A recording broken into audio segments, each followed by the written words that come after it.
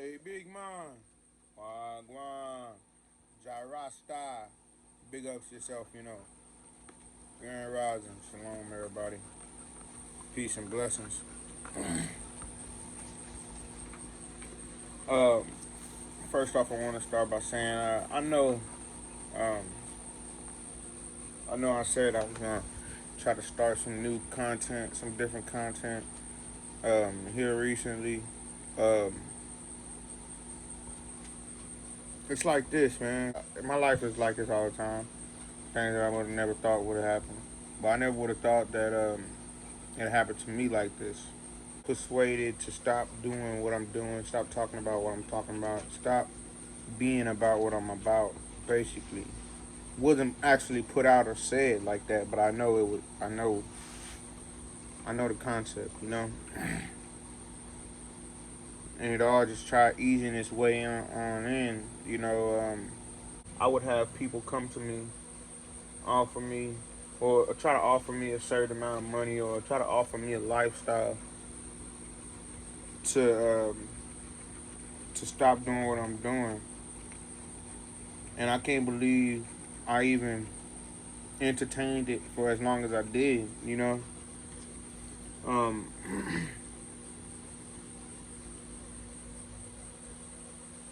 and the funny thing about it is, it's people that look like me and you. That's the hard thing that I'm trying to get through. Why is it people that look like me and you want me to stop this so much? You know, I don't feel like I'm bringing any harm to anybody else. If anything, I'm bringing harm to myself. People will be coming after me. Um, but why must people feel like people that are more like me and you try to veer you off track? Just trying to make everything make sense. But with that being said, I was never gonna stop doing what I'm doing or talking about what I'm talking about. I just I needed to step back and evaluate some things. Um, with that being said, I could only hold back for so long. I've tried putting out um, different videos, a different video. I had a video already. Then I already had a video shot. Um, I was waiting on editing. I was waiting on to edit, and I never really got around to it. Deleted it. You know what I'm saying? I just don't feel like that's the content that's needed right now. I just feel like that's really distracting me from what I really should be doing. That's the feeling I've been getting. So I never really just full on went for it. But for some reason, um, I woke up early. I was up since like 3 o'clock in the morning. Um, then I got hooked on to. I seen something on YouTube about Dylan Roof. Um, and I got hooked and I just started going in, and it led me to. Bottom line is, it led me to make another video. Like I said, it's something that keeps me here. You know what I'm saying? It's not me wanting to stay here. It's something that keeps me here. Something that's telling me, hey, you need to be here. No matter how many people trying to tell you, hey, you need to stop this. You need to be here. So I'm here. So let's get started, man. It's a lot, as you can see. Got my notes here. You know it's serious when I pull out the notes. When I pull out the notes, you know it's serious. I had to go ahead and jot down some notes and get a little bit what I can down, or else I would have been came out here with my emotions and with my feelings and not really too many facts just going all over the place and just letting my emotions run freely. So with that being said, I had to jot some stuff down, some kind of formula and formula to go by, and and put it in formation. I gotta get it in order. I gotta put things in order. You know what I'm saying? So yeah, y'all hang with me, and we're gonna go through this together because it's a lot of information. It's a lot. It's a lot to go through. Y'all deal with me jumping back and forth. All right. Dylann Roof, an American white supremacist, mass murder, convicted of mass shooting of an all-black church in Charleston, South Carolina, June 17th of 2015. I actually heard about that a little bit, but we're gonna get into it. The penalties that he's facing: death on a federal level, life imprisonment on a state level. His date of birth is April 3rd of 1994. He's 27 years of age as of now. And I've looked for an end date, a date of his demise. There's no end date. What is a result now of done that? Some of this killed 9 people. What do you think? If you took black or white out of the issue, or let's say this, say a black man walked into a church and killed 9 white people, what should happen to him?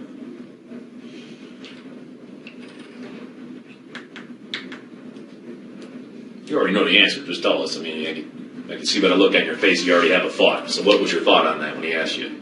Well, you should probably die too, I guess. Well, and I'm not sitting there saying, oh, you think you should die, because I mean you thought you were going to die anyway carrying out this mission. But I guess the question I'm asking, you've said it. I just wonder, are you guilty of this? Would you consider this a crime? Yes. And you're guilty. So, Mr. Roof is still alive.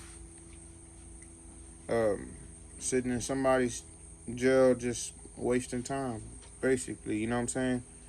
And we're gonna get into it why I feel like it's just wasting time, because first off, if anybody know the case of Dylann Roof, the kid, well, I want to say kid because that's the way he acts as a kid, but he was not a kid in the act of doing what he was doing, and he's not a kid now. But the young man, Dylann Roof, he decided to go into historical black church. Not alone an all-black church, a historical black church.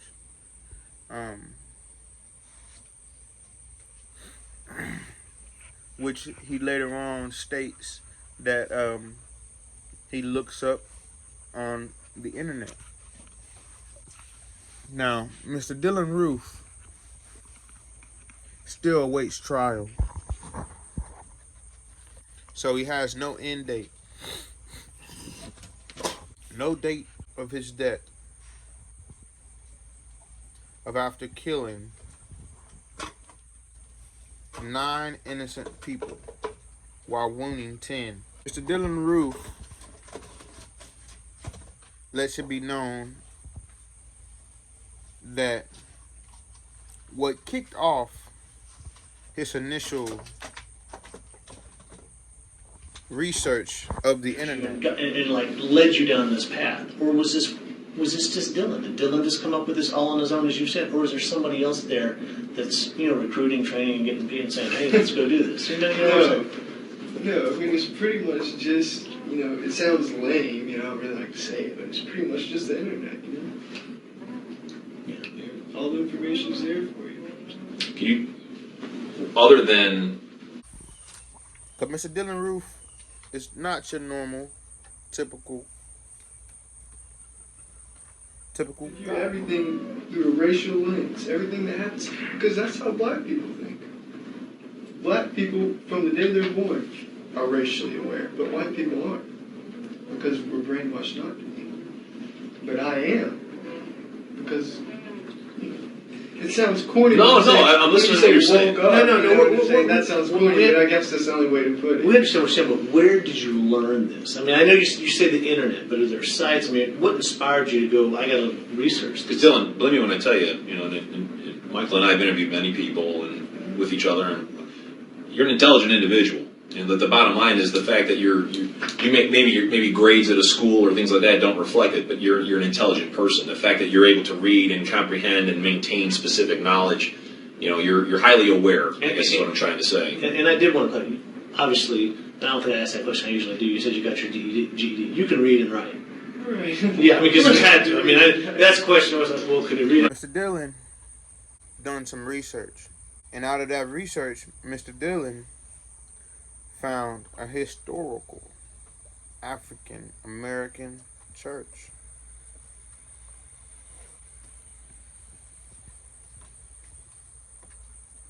Now, Dillon was asked several times what chose him to pick a church of Charlestown out of all churches.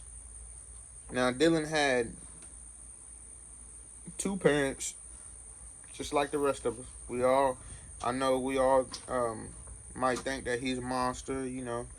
But yeah, he has two parents, just like the rest of us. Separated. So his dad lived in one area, his mom lived in the other.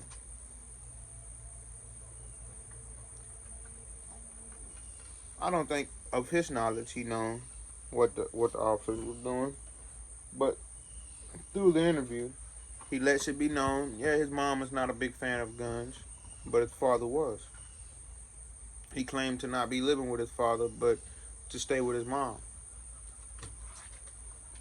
Later on in the interview, you'll see that comes to an end too. He was asked of why Charlestown.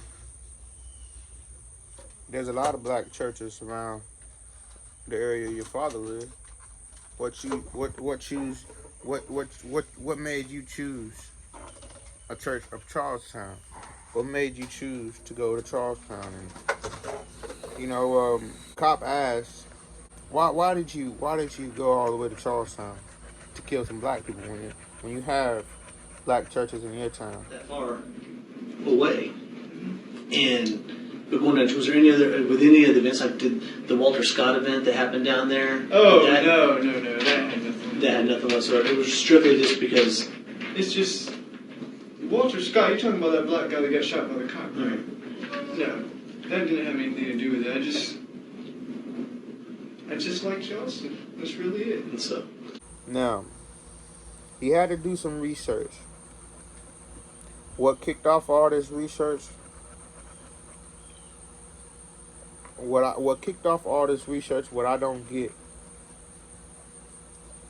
is he says the killing of Trayvon. You got stopped by the police. But the whole reason you did this, just so I understand correctly, again, and you've already told it, I just want to make sure we understand you correctly, is after you never really thought about race relations until the Trayvon Martin incident. You did research, and it really started to irritate you because day after day after day after day in your mind, or what you perceive from watching the news, there's black on white crime, and it goes unnoticed, nobody cares, doesn't matter. And you actually quoted an FBI statistic on rape. You broke it down to about 2 rapes. Is it 2 rapes per day? Is that what it is?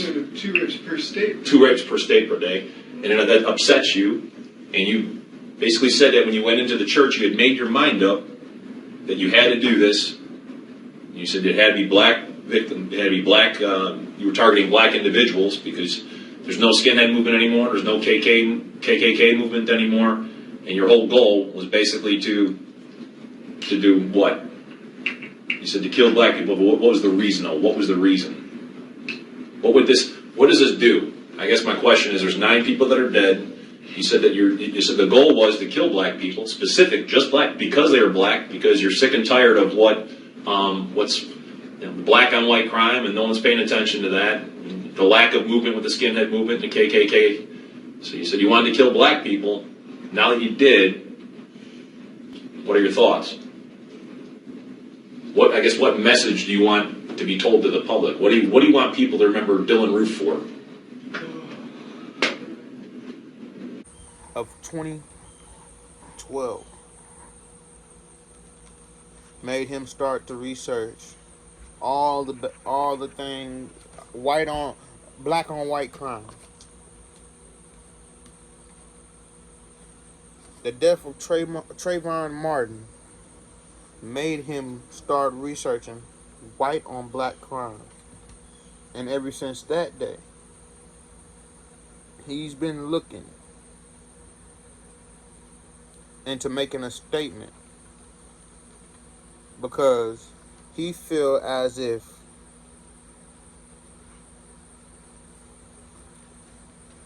they're being now second-class citizens. He feel that whites aren't being, you know what I'm saying, as ruling and as empowered as usual, as before. He feel like whites are not on top of the world anymore. Now, I find that hard to believe. And I also kind of find it disturbing. Because if you can't see that whites are on top of this world, still are, has been, and will be for a little time now, then I really don't know what to say and how to help you. Because when it's kind of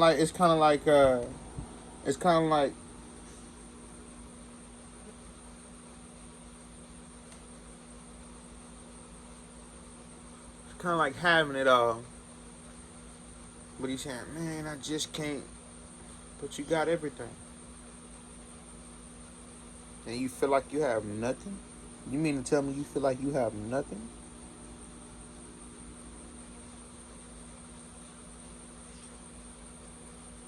For you to be on top of this world, for you to be able to get through this world without any parachutes, without any weight attached, for you to glide through this world, to be able to glide through this world, to be and literally live the American dream and be anything you want to be anybody you want to be, do anything you want to do, literally. For you to be that way, and then you still feel like you're second class, that blacks are over you, after seeing all the shit that we go through, all the shit that we have to deal with, you know what I'm saying? You still feel that way? Nobody can help you. You know what I'm saying? It's hard for us to even visual us being, you know what I'm saying? Like yeah, we want that, but it's hard for us to even be like, yeah, you know what I'm saying? Come on, bro. It's us as black people. It's hard for us to really see ourselves in a higher position over everybody. You know what I'm saying? But I don't see why everybody else besides us think that, you know what I'm saying, we just on top of the world. We're just superheroes. We can get through and go through anything. I believe we can get through and go through almost anything. But I don't get it, man. I don't get it. Throughout the interview, Mr. Roof lets a lot of things be known.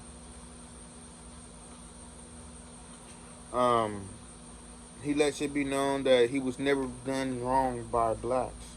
The only wrong thing that he encountered from a black person was somebody stealing from him. You know, one time probably a black person stole something from me, but you know, that wasn't a big deal. You see what I'm saying? A black person's never done anything to me personally that made me dislike black people. Right. Because of what they did. But it's just because because even in this church, obviously they welcomed you. Nobody. When they hand you a pamphlet and you sit down. No, I don't consider it. Well, they didn't tell you what do you. Did anybody say what do you want? Can we help? Did anyone say can we help you? Or did they say come on in and have a seat? What they say? Come on, it's important for me to know that. Let's be honest. I think they were very surprised that a white person was coming into their African church in the first place. But they didn't say, oh wait, they didn't jump up and say, hey, what are you doing here? They handed you a brochure and said, sit down. Right. Because a black person could go to any white church and they do the same thing. Because what are they? What is race aside? What's the church about? Jesus? I mean, were you raised in the church or Yes. Well, Lutheran. Lutheran? Well, that's a church. I mean, so you know, the church is really. I mean, although they're predominantly black churches, they're predominantly white churches, and there's people that these churches. No, I gotta go. And let me back up. He lets it out to be known he intentionally wanted to kill black people. If there was any white people in that church, he didn't want to do it. He intentionally wanted to kill black people. Now, as he started to wake up during the interview, yes, his story starts to change a little bit, but it was already too late. Of the things that he said and the things of his confidence, it was already too late. After he started waking up and started seeing or noticing the angles that the officers was trying to take with him. Now, Mr. Roof,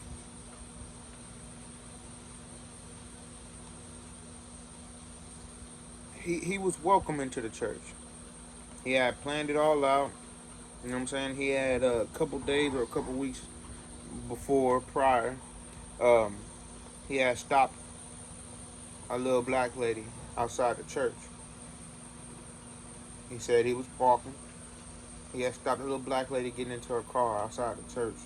Asked her what time the service dates were when they do services. And see, this is where us as black folks, we go wrong. We get to trusting and believing in everybody. We think that, hey, you know, you get what I'm saying? We just let our guards down too fast, too early. She basically just gave them the timeline of everything. You know, we go to church here, we go to Sunday school, and and it starts this, and it starts that, and it starts this, and basically just give him the whole program. And he took it and ran with it. A couple days later, came back. Doing a Bible study. Parked at the front door. You know, so he went in and went to the back and sat in for like 10 to 15 minutes. And then went and got the business. So, with that being said, he walks into the church. And he does what he does. The cops in questioning him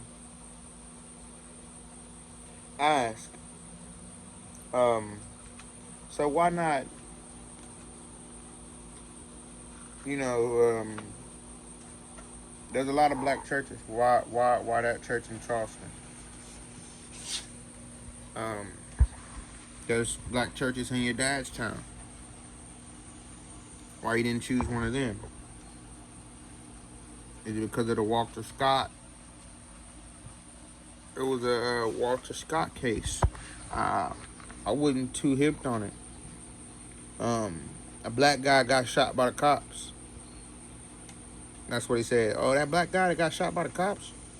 Oh, no. So it's kind of like, and later on, he lets it be known that after the shooting, he drives to Shelby or something, wherever he gets locked up at, wherever they gave him the Burger King, and the cops was, you know, was treating him well. So he knew the town that he needed to get to not get fucked over. You know what I'm saying? Whenever he get caught. He knew what town not to fuck with. You know, and he knew where he can get away with it. He even said he left a clip. Hey, he even said he left a clip. He shot all 7 clips but one. He had 8 clips. He shot all 7 but one. He left one clip standing because he thought it was going to be some officers outside the door of the church. He later on says his intent was not to shoot an officer, but to shoot himself if there comes an encounter of the officer. Now, his saying was, I opened the door, I peeked out, was surprised that no one was there waiting for me. I was surprised there were no officers out there pointing their guns ready to shoot me. I was like, wow, what is this? They're not doing their job. His words. So he later on leaves about 50-something hours, I don't know how long it takes to catch dude. But yeah, he later on leaves. He gets pulled over at a traffic stop. And automatically question him, or do you have any, and they give. But yeah, he let off. He let off. I think he had up to 10 rounds in each mag. So roughly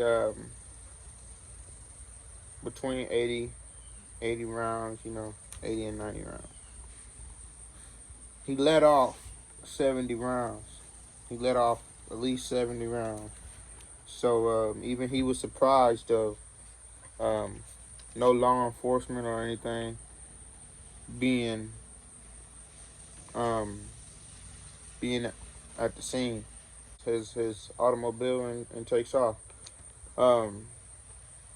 Now in questioning, a lot of things come up.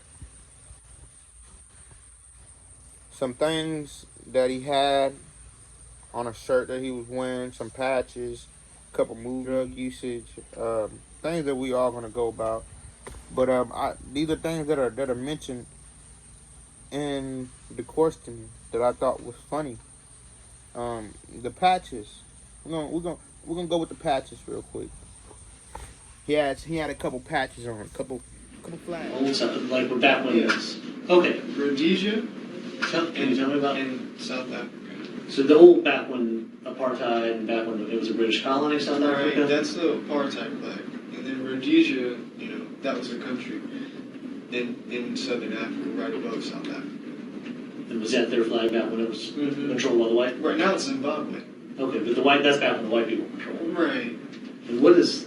Oh, that's just, I got that jacket at Goodwill. That's just like a Richland County Academic All-Stars or something. Oh, okay. Did those patches come on that jacket when you got it, or did you buy them and put them on there? I bought them. So what is the reason why you chose those parts? Of all the patches you could have chose, why did you choose those two patches? Well, because they represent white people ruling in the homeland of Africans and ruling as minorities. Ruling as minorities? Yeah, that's powerful. Okay. He had a couple patches on, a couple flags. Now, he described one as a country, another different country, and he had a South African flag. He described it as it now called Zimbabwe, but somewhat of white supremacists being the minority but still ruling South Africa.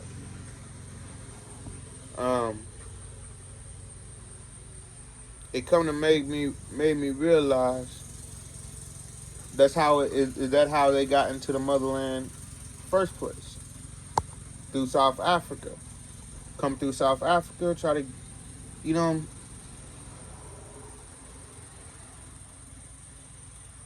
let a lot of things be known. Just like how there's a lot of stuff going on over there in Africa right now, especially South Africa, and how it's ran by the white supremacists and things of that nature.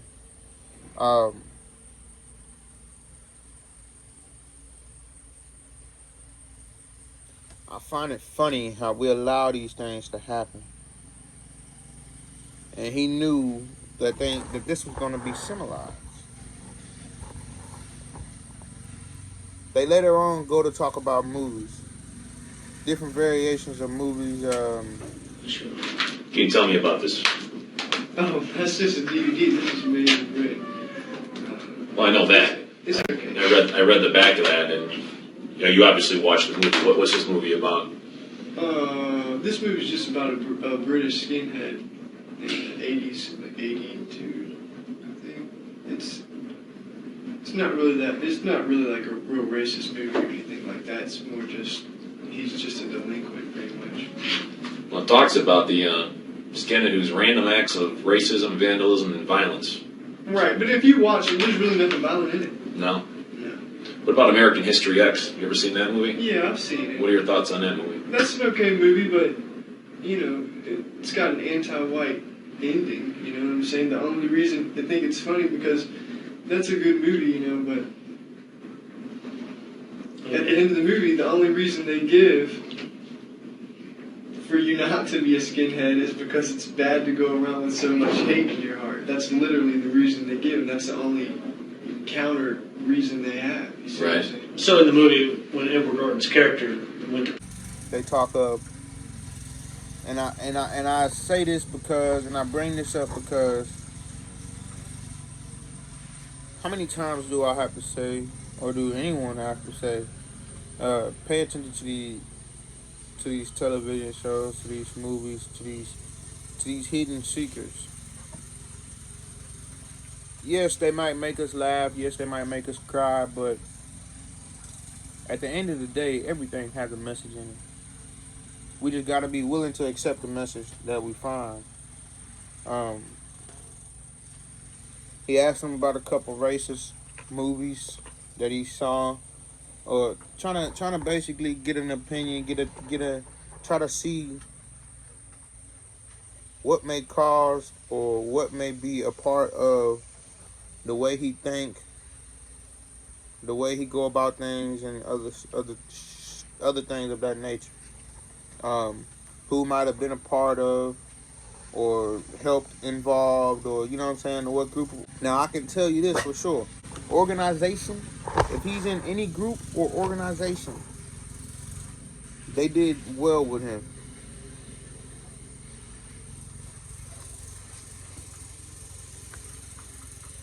With him not snitching on them. Because he didn't want to give up nobody else's name but him. No matter, and if you watch the interview, it'll kind of make you think like, yeah, he's hiding from somebody. He's hiding somebody. Rather it's your pops, your friends that you lying about not having, or something, but you hiding somebody, buddy. And it's like, hey, somebody got to take this bullet, so I'll take it for us. Hopefully, y'all learn from this and woo, y'all, you know what I'm saying? He was also asked about other shootings that had been going on around the same time of his. He said that those people and what they was doing had not influenced him, because he had already had his mind made up of what he wanted to do. It was already set in stone. So what others were doing and had going at the time did not influence him. Okay. He was also asked about, now when I talk about this, I want you to see the agenda. He was also asked about the use of any drugs. Again, if you watch the video, he denies the use of any drugs. Goes back on his word. Oh, well, I did smoke some marijuana, you know that. But nah, I don't use any drugs. Why, buddy? You ain't got no friends? Your friends be selling you the drugs? You don't want to tell us who your dealer is? You don't want to tell us, you know what I'm saying? I just did it. Well, speaking about mentally prepared, and there's a couple other questions I want to ask you. Are you on any medications? No. Did you take any medications last night before you went to the church? No. What about drugs? No. Do you use drugs? Sometimes. Which kinds what do you use? No, I don't use drugs. Well, it's okay if you do. If you use marijuana, no, trust me. We're not worried about, No, I don't use drugs. I don't want to talk about drugs. Okay, that's fine. But I just asked you, were you under the influence of drugs last night? No. Is that because you want to make sure you had a clear head? Right. Okay, so you. But I mean, I don't use drugs that often anyway. Well, could we just ask you that though? All right, you haven't used them often, but when you in the past, what have you done in the past? That's in the past, so it's no big deal. But you know, what have you tried? I know Well, marijuana I is mean, legal. obviously, I've smoked weed. Yeah. But I don't want to, like I said, I don't want to talk about Okay. Okay, that's fine. That's fine. Because these are all people that deal with you. You know what I'm saying? You had this mindset. I'm pretty sure if you had this mindset, you didn't have no black friends. You didn't have black people that you just, you know.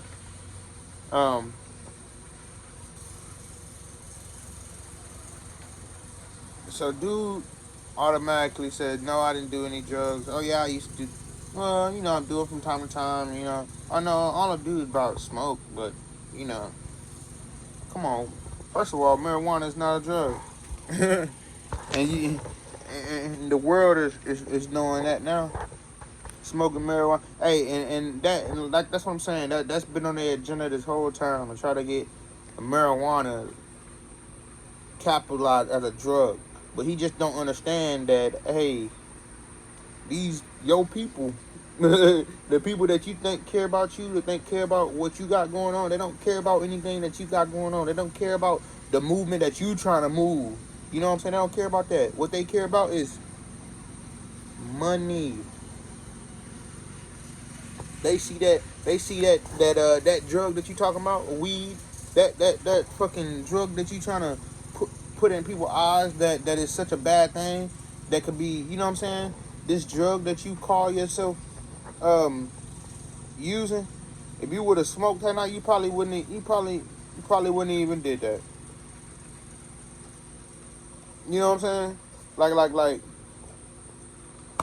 they try to set these agendas out, and you gotta watch out for them. You know what I'm saying? Why is the only drug that he announced or able to, man, if you can sit up there and say that you recognize what you did, you've done what you did, you planned out what you did, you have no remorse, no nothing for what you've done, but the only drug that you can, you said you do drugs, but then you went back on your word, and then the only drug that you announced that you do that you announced it, you didn't try to, you know what I'm saying, disdirect it or anything. You announced it. You made it clear. The only drug that you made clear that you do is marijuana. Why is that?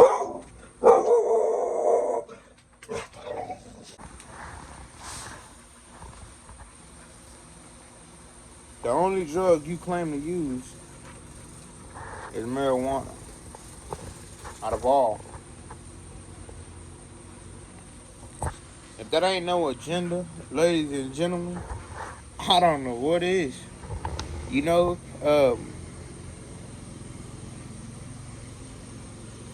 he also speaks about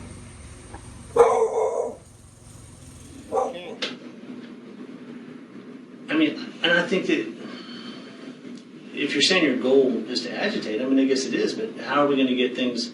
So, you really don't want them to get better. You don't want people to start saying, you know what, maybe But they won't get better unless it's agitated. There's no way. It's not possible. It doesn't work. But in your view, it only gets better if black people become second-class citizens, right? I mean, really? Right? I mean, come on. Because somebody has to either, in your world or your mind, either white people are going to become the second-class citizens. But We are the second-class citizens. That's the problem. We already are the second-class citizens. That's the problem. So you want us on equal level? Or do you want us superior? No, I'd say I'm more superior. Okay. Pastor, we waiting on you. Huh? Oh, We waiting on you, Pastor. What I'm you on out my here way. doing?